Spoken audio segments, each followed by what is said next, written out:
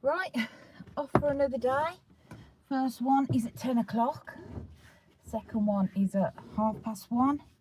And the third one is at 9 till 10, hence why I've got to change my availability because it's just not quite right. But I'm off now, going to a place which is about 10 minutes away, that's it.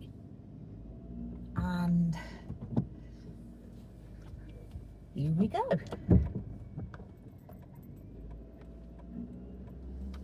Lovely. See, I'm 55 now and it's time for me to start thinking about more things than full-time careers. And hours that suit. We need to do that because it isn't very accommodating in your life if you're doing like morning hours and then you're having to wait until the very, very end of the day for your last sort of like hour of work. So it's like so many gaps in between.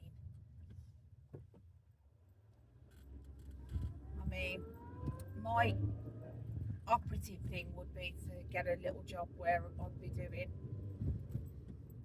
say, 15 hours a week. Now we're on the high street in Kenilworth and I'm driving past a pub on the right called the Green Man that's been there since dawn, or the day of dawn I should say. I'm just going past where I used to work, which is a funeral directors, and then the church St John's is on the left. Let's take myself off down through Leek Wootton. And as I said to you before, Leek Wootton is the home of one of the headquarters of the police force. Very idyllic.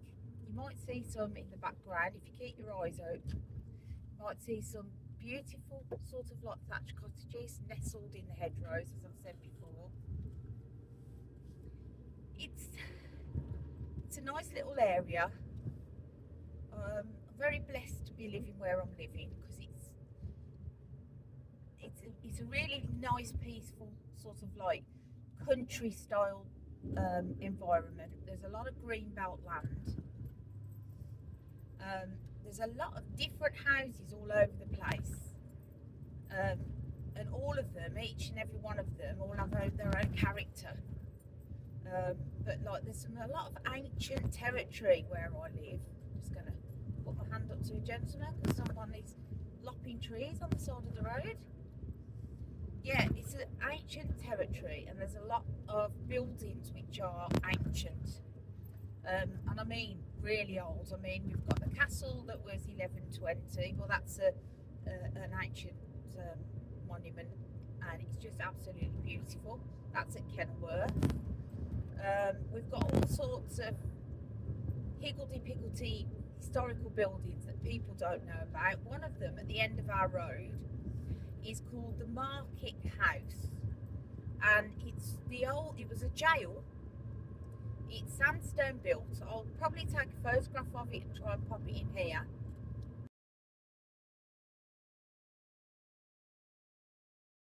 So that building that I was just mentioning, Market House, is a sandstone built building and it was a jail back in the day.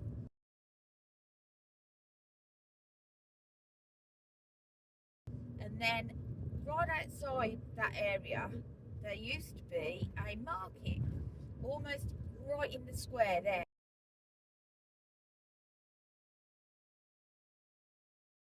Now it's a main road that goes down and reaches Abbeyfield.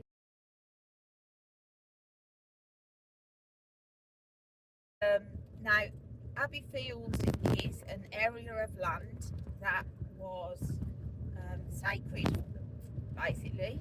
So there was something, a pact that was put on the land to basically say we will not allow anyone to build on it because it was a sacred place, because it was basically where the abbey was first erected, and the person that built the abbey, Godfrey de Clinton, he basically said if anybody will build on the land, they would be cursed because it's holy or holy land. Now, because of that reason, nobody has ever built on it, and the only building that was ever built on it was the swimming pool. But I think it's got more going on, because about four years ago they took it down and they found beneath it a 12th century building of status, which was of high status, meaning it was built for royalty, and it was built for the king when he came during the sieges to stay, because they wasn't allowed to stay in the actual abbey, because of course where it comes to being an abbey, the monks are the only people who can sleep in there. So they must have had this great big grand building made, and believe you me, this was a grand building, and that was beneath the original swimming pool, which is phenomenal, to be honest with you.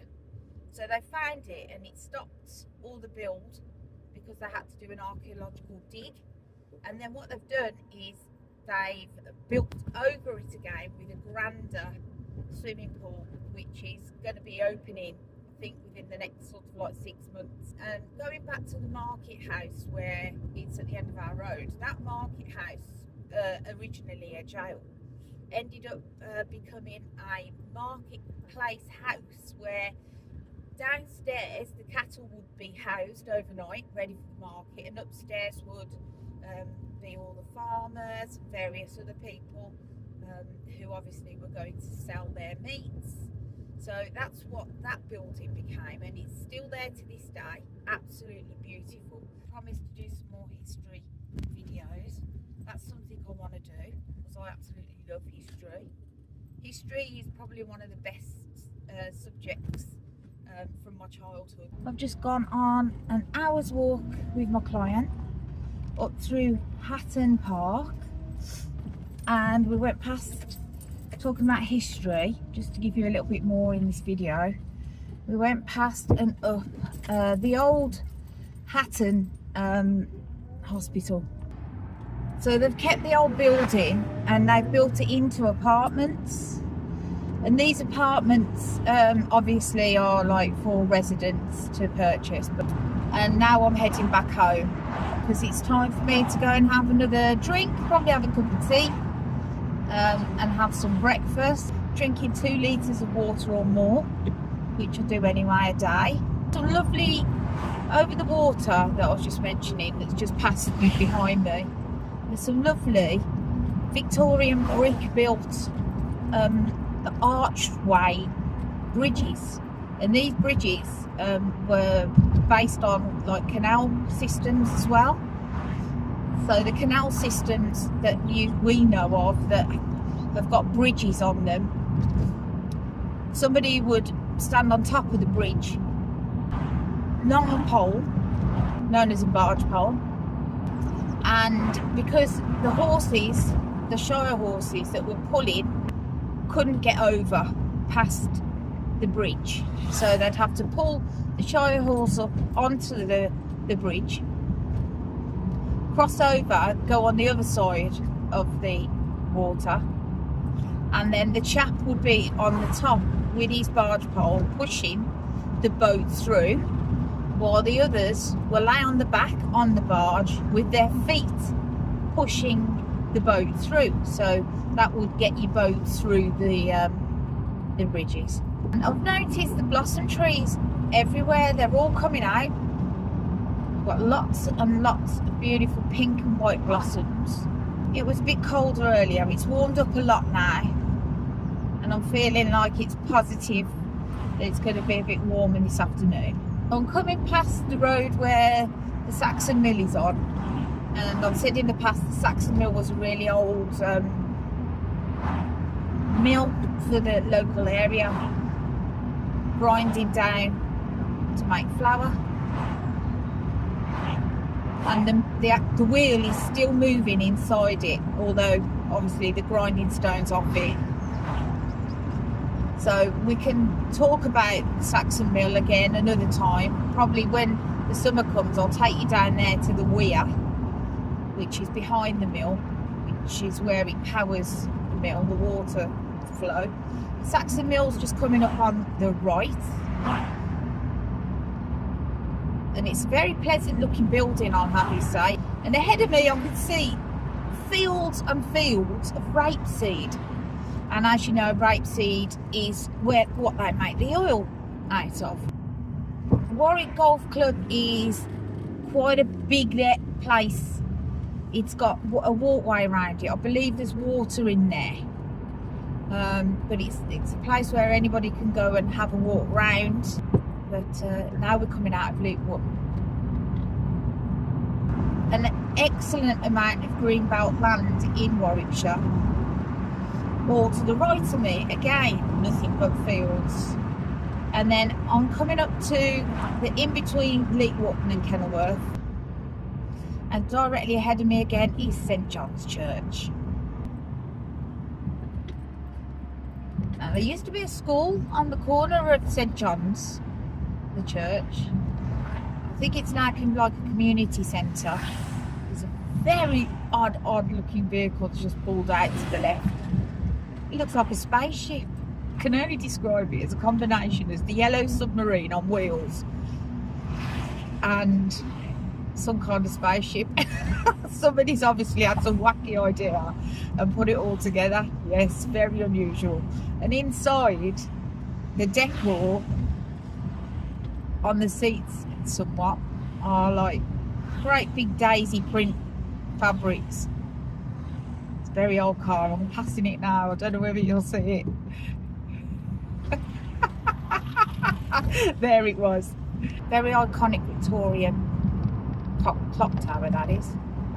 I don't know whether you'll see it in my picture behind me. No, there it is. It's just behind me. Just about make it out. So I'm going to stop in a moment, turn you off and take a little photograph for everybody to see. That's known as the Duke of Clarendon's hunting lodge, and it's still here to this day. And that was his lodge that he used to do his hunting.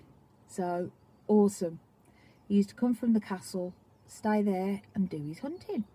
Amazing, isn't it? So it's like a row of very eclectic different houses here. It's beautiful.